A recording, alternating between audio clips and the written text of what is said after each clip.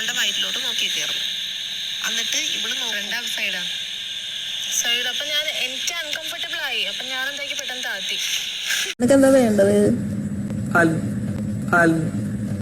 പറഞ്ഞത് പശുവിന്റെ അടുത്ത്. ഇന്നലത്തെ ബിഗ് ബോസിന്റെ എപ്പിസോഡ് നിങ്ങൾ എല്ലാവരും കണ്ടു കാണും എന്ന് ഞാൻ വിചാരിക്കുന്നു. നൂറയും ആദിലയും അനുമോളും തമ്മിൽ ഒരു കോൺവെർസേഷൻ നടന്നിട്ടുണ്ടായിരുന്നു. അതായത് ആര്യൻ ഒരു ടാസ്കിന്റെ ഇടയിൽ ഈ നൂറയുടെ നേവൽ നോക്കിയിട്ട് എന്തോ കമന്റ് പറഞ്ഞു എന്നും എന്തോ ഉമ്മ വയ്ക്കുന്ന രീതിയിൽ അവൻ എന്തോ ഇങ്ങനെ ആക്ഷൻസ് കാണിച്ചു എന്നും എന്ന തരത്തിൽ നൂറ വന്നിരുന്ന് പറയുന്നുണ്ട്. അപ്പോൾ ആദില ഉടനെ അത് ഏറ്റുപിടിച്ച് പോസസീവ്നെസ് എല്ലാം കൂടെ തലക്ക് കയറി പിടിച്ചിട്ട് കുറേ കാര്യങ്ങൾ തിരിച്ചു പറയുന്നുണ്ട്. നീ എന്തിനാണ് നീ ആ കാര്യം ചിരിച്ചുകൊണ്ട് പറയണത്? അപ്പം നീ അത് എൻജോയ് ചെയ്യുമായിരുന്നോ? വേറെ രീതിയിലോട്ടൊക്കെ വളച്ചുകൊണ്ട് പോകുന്നുണ്ട്. അതിൻ്റെ കൂട്ടത്തിൽ തന്നെ അതിൽ പറയുന്നുണ്ട്, നീ എന്തുകൊണ്ട് ആ ഒരു വിഷയത്തിൽ പ്രതികരിച്ചില്ല, സ്പോട്ടിൽ പ്രതികരിച്ചില്ല എന്ന് എടുത്തെടുത്ത് ചോദിക്കുന്നുണ്ട്. അത് ശരിക്കും പറഞ്ഞാൽ ഞാൻ ആ ഒരു വിഷയത്തിനകത്ത് യോജിക്കുന്നത്. കാര്യം ഇങ്ങനെയൊക്കെയുള്ള കാര്യങ്ങൾ വരുമ്പോഴത്തേക്ക് സ്പോട്ടിലല്ലേ പ്രതികരിക്കേണ്ടത്, അല്ലാതെ അവിടെ കേട്ടിട്ട് അത് പോട്ടെന്നും പറഞ്ഞിട്ട് വെറുതെ വിടേണ്ട ആവശ്യമുണ്ടോ? കാര്യം ആര്യനെ പറ്റിയിട്ട് ഇതിപ്പോൾ ഒരുപാട് അലിഗേഷൻസ് ഇങ്ങനെ വന്നുകൊണ്ടേ ഇരിക്കുവാണ്. അന്നേരം ഇങ്ങനെ ഇരിക്കുന്ന ഒരു സാഹചര്യത്തിൽ ശരിക്കും പറഞ്ഞു കഴിഞ്ഞാൽ നിങ്ങൾ തീർച്ചയായിട്ടും കംപ്ലയിൻറ്റ് ചെയ്യണം. അല്ലാതെ കംപ്ലയിൻറ്റ് ചെയ്യാതെ വന്നിരുന്നിട്ട് അങ്ങോട്ടും ഇങ്ങോട്ടും സംസാരിച്ചിട്ട് യാതൊരുവിധ പ്രയോജനവും. ഇടയ്ക്ക് വെച്ചിട്ട് ഈ രണ ഫാത്തിമയുടെ ഒരു കേസ് നിങ്ങൾക്ക് അറിയാമല്ലോ. രണ ഫാത്തിമ എടുത്ത് ഇതണക്ക് രണ ഫാത്തിമയുടെ മണ്ടായി കയറി കിടക്കുന്ന രീതിയിൽ ഇവൻ്റെ ഭാഗത്ത് നിന്ന് ഒരു ആക്ട് ഉണ്ടായിരുന്നു. ആ ഒരു വിഷയം ഹൗസിൽ നല്ല രീതിയിൽ ചർച്ചയായതുമാണ്. എന്നിട്ട് അവൻ ആ ഒരു വിഷയത്തിൽ മാപ്പ് ചോദിച്ച് ആ ഒരു വിഷയം അവിടെ ക്ലോസ് ചെയ്ത് വിട്ട്.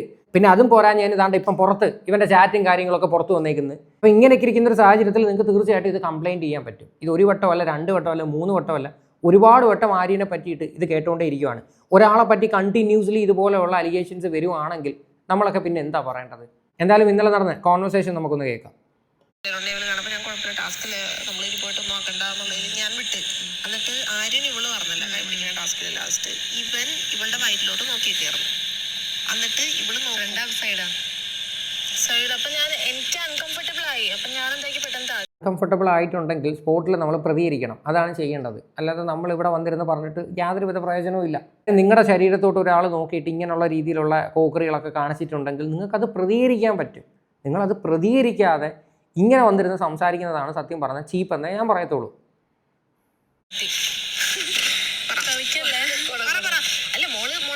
എൻജോയ് ചെയ്തോ ചിരിയുടെ കാര്യം അങ്ങനെ സംസാരിക്കാം. അതിലൊക്കെ നല്ല രീതിയിൽ പോസസീവ്നെസ് അടിച്ചിട്ടുണ്ട്. അതിൽ നീ ഇത് എന്തുകൊണ്ട് ഇത്ര ചിരിച്ചുകൊണ്ട് സംസാരിക്കുന്നു, നീ അപ്പോൾ അത് എൻജോയ് ചെയ്യുമായിരുന്നോ, നീ എന്തുകൊണ്ട് അത് പ്രതികരിച്ചില്ല എന്ന് തരത്തിൽ ചോദിക്കുന്നുണ്ട്. ശരിക്കും പറഞ്ഞാൽ ഏതൊരു പാർട്ട്ണറും ചോദിക്കുന്ന രീതിയിൽ തന്നെയാണ് അതിൽ ചോദിച്ചിരിക്കുന്നത്. കാര്യം ഇതൊക്കെ പ്രതികരിക്കേണ്ട സമയത്ത് പ്രതികരിക്കണം. പിന്നെ ഇന്നും ഇന്നലെ വേറെ ഒരു സംഭവം നടന്നിട്ടുണ്ടായിരുന്നു. ഈ ആദിലയുടെയും ഈ നൂറയുടെയൊക്കെ മുന്നിൽ വെച്ചിട്ട് ഇവൻ ഇതുപോലെ എന്തോ വൃത്തിയോട് പറഞ്ഞിട്ടുണ്ട്. എന്തോ ഒരു പാലിൻ്റെ ഒരു കേസ് വന്നപ്പോഴത്തേക്ക് അന്നേരം ആദിലയും പ്രതികരിക്കുന്നതൊന്നും ഞാൻ കണ്ടിട്ടില്ല. ഈ പറയുന്ന ആദിലയായാലും നൂറായാലും ഇവരും ഒട്ടും മോശമല്ല. പലവട്ടം ഇരുന്ന് ഓരോ ഡബിൾ മീനിങ് ഉള്ള പല വർത്തമാനവും കാര്യങ്ങളൊക്കെ സംസാരിക്കാൻ നമ്മൾ കേട്ടിട്ടുമുണ്ട്.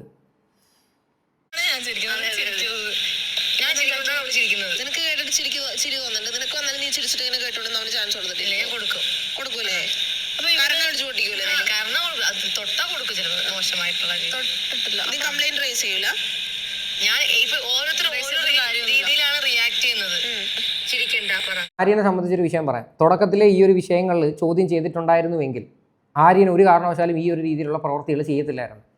ഇത് പക്ഷേ ഒരു രീതിയിലും ബിഗ് ബോസിൻ്റെ ഭാഗത്ത് നിന്ന് പോലും ഒരു വാർണിംഗ് പോലും കൊടുത്തിട്ടില്ല. ഇതൊക്കെ കംപ്ലയിൻറ്റ് കൊടുത്തു കഴിഞ്ഞാൽ തീർച്ചയായിട്ടും ബിഗ് ബോസിൻ്റെ ഭാഗത്ത് നിന്ന് നല്ല രീതിയിൽ പ്രതികരണം ഉണ്ടാവും. അപ്പോൾ എന്നിട്ട് ഇങ്ങനെ ചെയ്ത് അപ്പം ഞാനിങ്ങനെ നോക്കി ഇങ്ങനെ ചെയ്ത് എന്താ ചെയ്യുന്നത് അങ്ങനെ വെച്ചു. അപ്പോൾ പറഞ്ഞേ സോറി മോളെ അങ്ങോട്ടാ പോകുന്നത്, മോളെങ്ക് വാ ഫുള്ളും പറയട്ടെ. അല്ല നീ കേക്ക്, ഞാൻ കേട്ട് രസിച്ചതാ, നീ കേക്ക്. നിങ്ങൾ ബോൾ അറിയുന്നുണ്ട്, അതിനിടയിൽ കൂടെ എന്താണ് ഈ സാധനങ്ങളൊന്നും നടക്കുന്നുണ്ട്. അപ്പൊ എനിക്ക് അത് അൺകംഫർട്ടബിൾ ഇവിടെ. അപ്പൊ എനിക്ക് അൺകംഫർട്ടബിൾ ആയപ്പോ ഞാൻ താത്തി, അത്രേ ഉള്ളൂ. ഇന്ന് ഈ ഡബിൾ മീനിങ് അടിച്ചില്ലേ, അതിന് ശേഷം അവിടെ പോയി ഇരുന്നപ്പോഴാണ് എനിക്കിത് പെട്ടെന്ന് സ്ട്രൈക്ക് ആവുന്നത്, ഓർമ്മ വരുന്നത്. അപ്പോഴാണ് ഞാൻ ഇവളോട് ഇത് പറയുന്നത്. നിങ്ങൾ രാത്രി തന്നെ പറഞ്ഞില്ലേ കാര്യം. സ്പോട്ടിൽ പറയാതെ വന്നിരുന്ന് ഇപ്പം പറഞ്ഞിട്ട് യാതൊരുവിധ പ്രയോജനവും.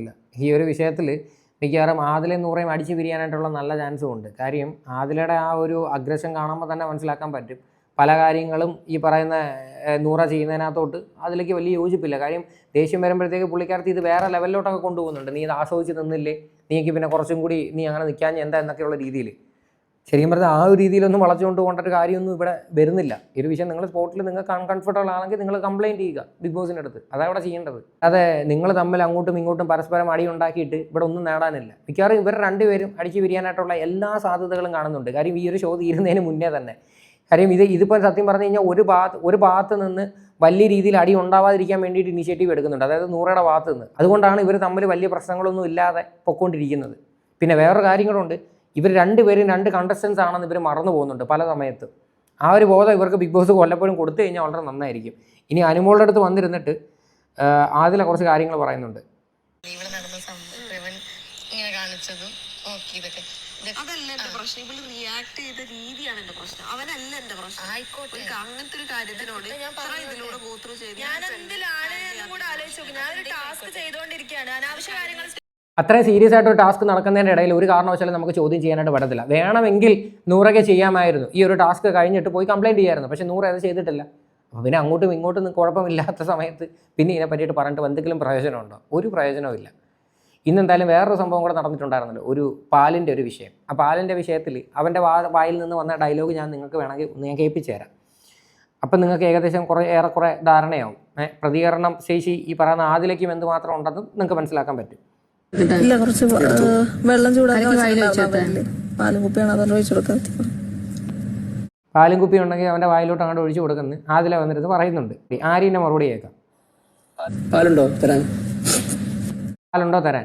ഓക്കെ, അതായത് വളരെ മോശമായിട്ട് ഡബിൾ മീനിങ് ആയിട്ടുള്ള വാക്കുകളാണ് അങ്ങോട്ടും ഇങ്ങോട്ടും പറയണത്. അപ്പോൾ ഈ ഒരു കോൺവെർസേഷൻ ആദ്യം സ്റ്റാർട്ട് ചെയ്തത് ആരാണ്? ഈ പറയുന്ന ആദില തന്നെയാണ് ഈ ഒരു പാലിൻ്റെ ഒരു കേസ് ആദ്യമേ സ്റ്റാർട്ട് ചെയ്തത്. മനസ്സിലായില്ലേ? അപ്പം പറയാൻ നിന്ന് കഴിഞ്ഞാൽ അങ്ങോട്ടും ഇങ്ങോട്ടും പറയാനേ നിങ്ങൾക്ക് എല്ലാവർക്കും സമയം കാണത്തുള്ളൂ. പാലുണ്ടോ തരാൻ? പശുവിനെ തന്നാൽ പാൽ തരാം. മതി, പശു വേണ്ടല്ലോ പാലിന്, അവിടെ ഫ്രിഡ്ജ് ഉണ്ടല്ലോ. ഫ്രിഡ്ജ് പാൽ പക്ഷേ ഉണ്ടല്ലോ പാല് തരാൻ. അല്ലെങ്കിൽ അവിടെ ഫ്രിഡ്ജ് ഉണ്ടല്ലോ. അതായത് ഇവരായിട്ട് തന്നെ ആ ഒരു കോൺവെർസേഷൻ ഇട്ട് കൊടുത്തതാണ്. പോരാത്തതിന് അവൻ്റെ വായിൽ നിന്ന് അവൻ വേറെ രീതിയിൽ ഈ ഒരു സാധനം കൊണ്ടുപോകുന്നുണ്ട്. അന്നേരം ഇവരെല്ലാവരും അത് കേട്ടോണ്ടിരിക്കുക, ഇവരൊന്നും അതിനെ പ്രതികരിച്ചിട്ടില്ല. ഫ്രിഡ്ജിൽ നീ വെച്ചിട്ടുണ്ടോ പാല്? വൃത്തിക്ക് പറ, അവിടെ നിന്ന് എങ്ങനെ ഞങ്ങൾ വരുന്ന പാല്? അതിന് പാല് വേണ്ടേ? പാലുണ്ടല്ലോ അവിടെ. എവിടാ? എന്തെങ്കിലും പറയാനുണ്ടെങ്കിൽ മുഖത്തൊക്കെ ഇട്ട് ചങ്കൂറ്റത്തോടെ അടർക്കാ. നീ എന്തെങ്കിലും പറയാനുണ്ടെങ്കിൽ മുഖത്ത് നോക്കി ചങ്കൂറ്റത്തോടെ കൂടിയിട്ട് പറയാൻ. ഇത്രയൊക്കെ പറഞ്ഞതുപോലെ അവിടെ ഇരുന്നിട്ട് പ്രതികരിച്ചൂടെ? എന്താ പ്രതികരിക്കാത്ത കാര്യം? നിങ്ങൾ തന്നെയാണ് ഈ ഒരു കോൺവെർസേഷൻ സ്റ്റാർട്ട് ചെയ്തത്. അങ്ങനെ എനിക്ക് ഫീൽ ചെയ്തത്. പേടിയാണല്ലേ, മൂത്തേക്ക് പറയാൻ പേടിയാണ്. നിനക്ക് എന്താ വേണ്ടത്? പറഞ്ഞത് പശുവിന്റെ അടുത്ത് ഞാൻ പാൽ കൊണ്ടുവന്നു കൂടുന്നുണ്ടേ. നീ കൂടുന്നില്ല? പാലോടി പ്രായം മാറിയിട്ടില്ല, അതിനുമുന്നേ ഇങ്ങോട്ട് കൊണ്ടുപോയി. സ്ത്രീകളെ ബഹുമാനിക്കാൻ അമ്മ പഠിപ്പിച്ചിട്ടുണ്ടല്ലോ. അപ്പോൾ കണ്ടല്ലോ, രണ്ടുപേരും അങ്ങോട്ടും ഇങ്ങോട്ടും ഒക്കെ സംസാരിക്കുന്നുണ്ട്. നൂറയുടെ വിഷയത്തിൽ വന്നു കഴിഞ്ഞാൽ നൂറയ്ക്ക് അത് കംപ്ലയിൻറ്റ് ചെയ്യാമായിരുന്നു. നൂറയെ ചെയ്തിട്ടില്ല. ചെയ്യാതെ പിന്നെയും ഇതിനെ പറ്റിയിട്ട് വന്നിട്ട് സംസാരിച്ചിട്ട് യാതൊരുവിധ പ്രയോജനവുമില്ല. അവൻ വീണ്ടും ഇത് തന്നെ ചെയ്തുകൊണ്ടേയിരിക്കും. കാര്യം അവൻ എങ്ങനെയാണ്, അവൻ്റെ ക്യാരക്ടർ എല്ലാവർക്കും മനസ്സിലായതാണ് ഈ ആര്യൻ്റെ ഒരു റിയൽ സ്വഭാവം എന്താണ് എന്ന്. എന്തായാലും ഈ ഒരു വിഷയമായിട്ട് ബന്ധപ്പെട്ട് നിങ്ങളുടെ എല്ലാവരുടെയും അഭിപ്രായങ്ങൾ എന്താണെന്ന് വെച്ചാൽ നിങ്ങൾ തീർച്ചയായിട്ടും കമൻറ്റ് ചെയ്യുക.